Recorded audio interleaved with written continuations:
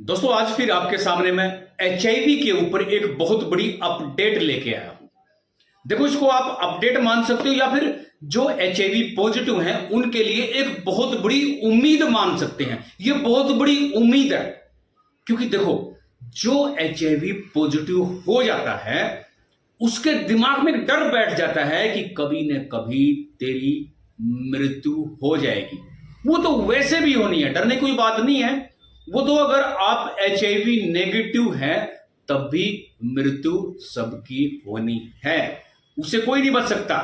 लेकिन फिर भी जो एचआईवी पॉजिटिव है तो उनके अंदर एक डर हो जाता है। और क्या है कि जो एआरटी की दवाई है वो कारगर तो बहुत ज्यादा है, लेकिन वो खानी डेली पड़ती है। हर रोज खानी हर इंसान के लिए बहुत ज्यादा मुश्किल हो जाती है। बहुत सारे लोग ऐसे होते हैं बहुत ज्यादा लापरवाह होते हैं, जो 10 दिन दवाई खाएंगे 1 दिन छोड़ देंगे, महीना खाएंगे 4 दिन छोड़ देंगे। उनके अंदर होता क्या है, दवाई अपना असर करना छोड़ देती है। जब दवाई असर करना छोड़ देती है तो फिर डॉक्टर के पास जो ऑप्शन बचते हैं उनमें से कोई दवाई उठा के दे देते हैं। ऐसे करते करते जो लापरवाह इंसान होता है जिसके अंदर एचआईवी पॉजिटिव है, एक दिन ऐसा आता है कि हर दवाई रेसिस्टेंट हो जाती है, मतलब कि हर दवाई काम करना छोड़ देती है। तो उनके लिए बहुत बड़ी उम्मीद, बहुत बड़ी आशा। देखो, एचआईवी का जब तक जड़ से खात्मा नहीं हो जाता, जब तक इंसान के अंदर शांति नहीं आएगी, चैन नहीं आएगा, चाहे आप दवाई 10 दिन में 1 बार खाओ, चाहे महीने में 2 बार खाओ, चाहे साल में 2 बार खाओ, लेकिन जिसको एचआईवी पॉजिटिव है उसके दिमाग में, उसके जहन में यह चीज बैठ चुकी है कि मैं एचआईवी पॉजिटिव हूं और मैंने सारी उम्र दवाई खानी है। देखो, एचआईवी पॉजिटिव के लिए मैं एक बात और बताना चाहूंगा। बहुत सारे लोगों को शुगर की प्रॉब्लम होती है, हर रोज दवाई खाते हैं। थायराइड की प्रॉब्लम होती है, हर रोज दवाई खाते हैं। किडनी की प्रॉब्लम होती है, हर रोज दवाई खाते हैं। लेकिन आपको सिर्फ एक एचआईवी की प्रॉब्लम है, सिर्फ एचआईवी की। बाकी लोग तो बहुत सारी इकट्ठी दवाइयां खाते हैं, बीपी की अलग से, शुगर की अलग से, किडनी की अलग से, लीवर की अलग से, यानी कि 6-6, 7-7 दवाइयां खानी पड़ती है और 3-3 टाइम तक खानी पड़ती है। हार्ट की प्रॉब्लम में भी ऐसे ही होता है। लेकिन अगर आप एचआईवी पॉजिटिव हो और कोई भी बीमारी आपको नहीं है तो आपको सिर्फ एक ही बार दवाई खानी है। देखो, उनसे तो अच्छा ही है, ठीक है, जो कई कई दवाइयां खाते हैं। तो आपने उम्मीद बिल्कुल भी नहीं छोड़नी है, उम्मीद नहीं छोड़नी है आपने। एचआईवी आपका पॉजिटिव है, बहुत जल्द इसका क्योर आने वाला है। देखो, बहुत सारी कंपनियां मैदान के अंदर हैं, बहुत सारी कंपनियां। अभी एक दवाई आई थी, जीलेड कंपनी ने एक ड्रग्स बनाई थी जिसका नाम था लेनाकैपावीर। सनलैन का ब्रांड नेम है, लेनाकैपावीर इसका साल्ट है। तो इसमें इंजेक्शन है, साल में 2 बार लगता है, यानी कि हर रोज दवाई खाने की जरूरत नहीं है। खासकर उनके लिए जिसके ऊपर दवाई असर करना बंद कर देती है या फिर दूसरी दवाइयों से एलर्जी होती है, या फिर कोई दवाई जैसे एआरटी की दवाई खाते हैं उससे कोई प्रॉब्लम, दिक्कत, समस्या कुछ हो जाती है तो फिर वो लेनाकैपावीर ले सकते हैं। लेकिन वो दवाई इतनी सस्ती नहीं है जितनी आप सस्ती समझते हो, इतनी सस्ती नहीं है।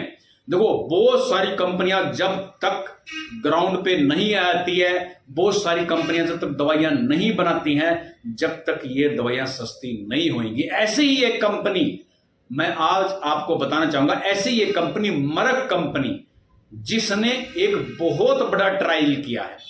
सबसे पहले मैं मरक के बारे में बताना चाहूंगा, मरक कंपनी कितनी बड़ी है, ताकि आपको ये यकीन हो सके कि जो क्योर है वो नजदीक है, आने वाला है। जब तक बहुत सारी कंपनियां ट्रायल नहीं करती, जब तक उम्मीद नहीं बनती। तो मरक कंपनी में आपको बताना चाहूंगा, मरक कंपनी सबसे पहले, देखो आपको बताना चाहूंगा, सबसे पहले 1668 यानी कि 1668 में जर्मन में, मतलब इसका हेडक्वार्टर था जर्मन में, इसकी स्थापना हुई थी। ठीक है, जर्मन देश में यह कंपनी पहली बार एस्टेब्लिश हुई थी। देखो, ये भाई थे, जैसे आप नाम के पीछे कोई भी लगा लेते हो तो ये भाई थे। तो इसमें से एक जॉर्ज मरक के नाम से, जिसने 1891 में न्यूयॉर्क अमेरिका के अंदर ये फार्मास्यूटिकल जो कंपनी है इसको खोला, उसकी उम्र सिर्फ 23 साल थी उस टाइम पे। जॉर्ज मर्क जिसका नाम है, इसकी उम्र सिर्फ 23 साल की उम्र में इसने ये मर्क कंपनी का जो हेडक्वार्टर है वो कहां पे, न्यूयॉर्क में खोला था। ये वैसे तो 250 कंपनियों का एक ग्रुप है, 250 कंपनी, जिसका मेन हेडक्वार्टर मर्क जिसका मेन हेडक्वार्टर है जो जर्मन के अंदर है, ठीक है। और उसमें से एक जो पार्ट है वो है यूएस में। ऐसे इस कंपनी के जो पार्ट है वो बहुत सारे देशों में, ऐसी बात नहीं है, बहुत सारे देशों में, कम से कम 66 कंट्रीज के अंदर ये जो अपनी दवाइयां हैं ये सप्लाई करते हैं। यानी कि ये मल्टीनेशनल कंपनी, इसके अंदर कम से कम 62,000 62,000 अबव एम्प्लॉय काम करते हैं।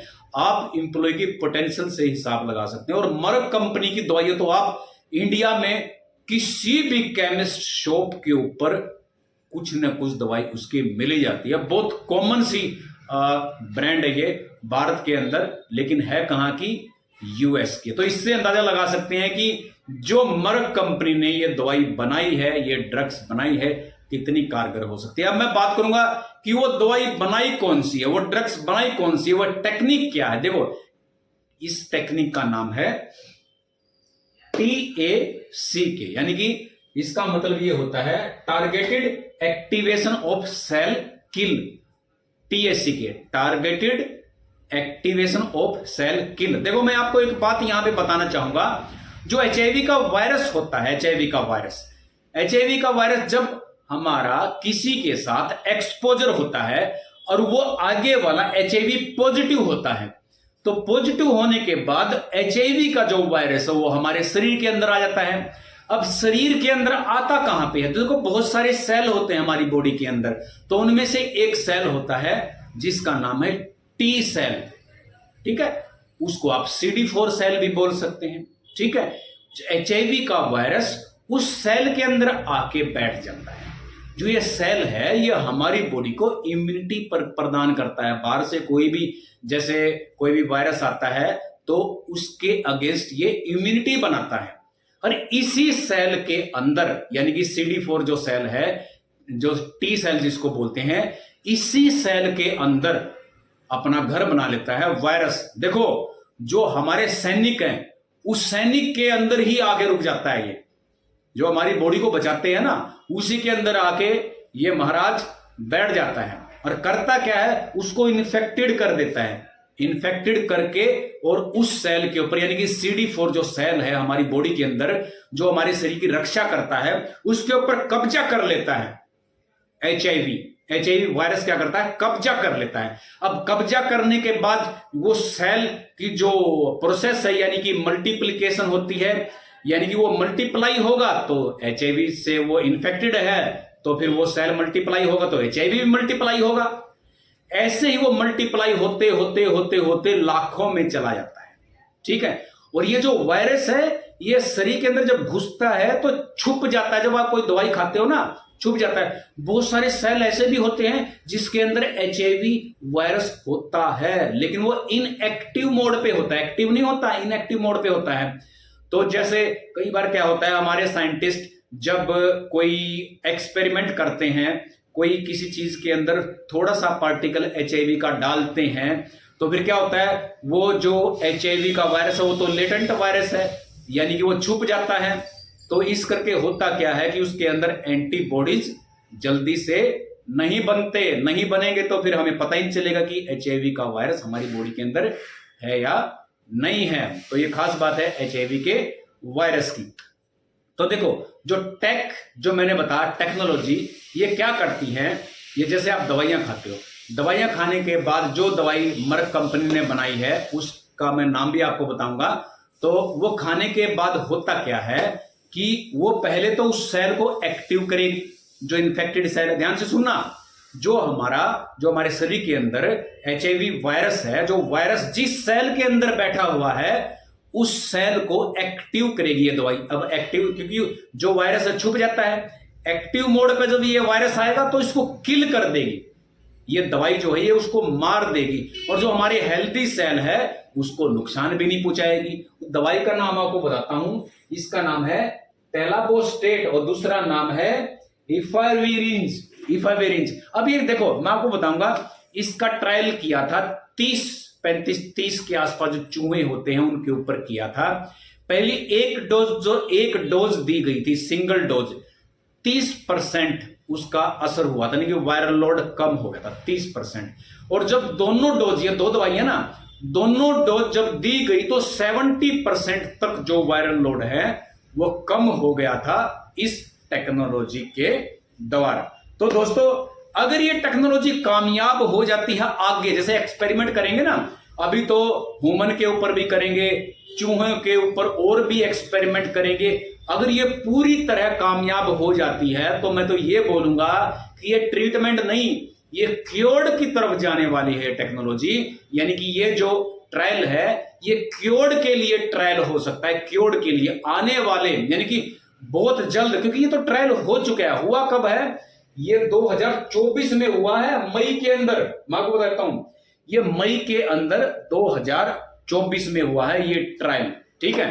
तो हो सकता है 1-2 साल के अंदर और ट्रायल होने के बाद जल्दी ही आपको ये मार्केट में ये दवाई देखने को मिले, और हो सकता है HIV का क्योर भी हो सकता है। हम तो उम्मीद करते हैं कि इससे ही HIV का क्योर हो जाए, यानी कि ये टेक्नोलॉजी कामयाब हो जाए। इसके अलावा और भी दुनिया के अंदर बहुत सारी टेक्नोलॉजियां चली हुई हैं, बहुत सारे रिसर्च चले हुए हैं, ताकि HIV को जल्द से जल्द क्योर कर दिया जाए, जड़ से खत्म कर दिया जाए। तो दोस्तों अगर आपको ये जानकारी अच्छी लगी तो इस वीडियो को लाइक करो, शेयर करो, सब्सक्राइब करो। तो फिर मिलेंगे आपसे किसी अच्छी सी वीडियो में, तब तक के लिए धन्यवाद।